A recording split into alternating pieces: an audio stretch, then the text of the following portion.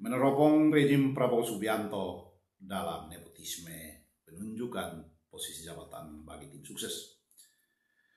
Dikabarkan penunjukan figur politik atau tim sukses Prabowo Subianto dalam sejumlah posisi strategis dan direksi atau komisaris BUMN mengundang kritik publik, terutama terkait relevansi latar belakang keilmuan dan pengalaman.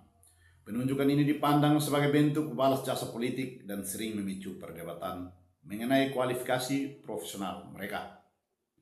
Yang pertama yang dianggap nepotisme, Komisaris Pertamina. Dewan Komisaris diisi oleh sejumlah mantan tim sukses dan tokoh relawan.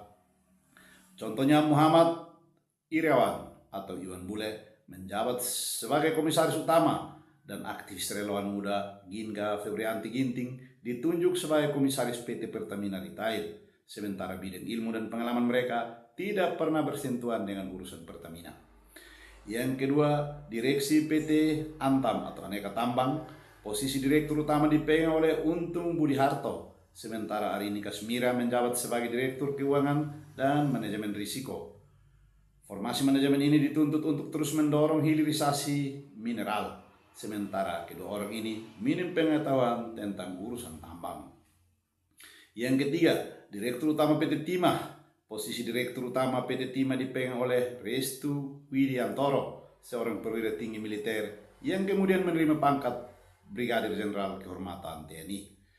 Restu juga tidak pernah memiliki pengetahuan tentang Timah karena perjalanan karirnya sebelumnya tidak pernah berkaitan dengan Timah.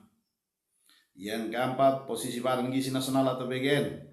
Presiden Prabowo Subianto menunjuk Nanik Sudaryati Deang sebagai kepala BGN menggantikan Dadan Hindayana. Ia memimpin lembaga yang mengelola program makanan bergizi gratis atau MBG. Padahal latar belakang Nanik adalah wartawan dan minim pengalaman di bidang gizi.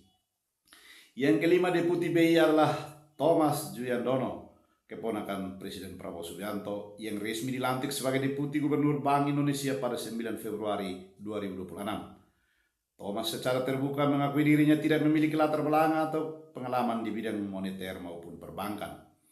Latar belakang dan kontroversi latar belakang, sebelum ditunjuk menjadi Deputi Gubernur BI, Thomas menjabat sebagai Wakil Menteri Keuangan dan dikenal memiliki rekam jejak di sektor swasta, korporasi, serta sebagai bendahara umum Partai Gerindra.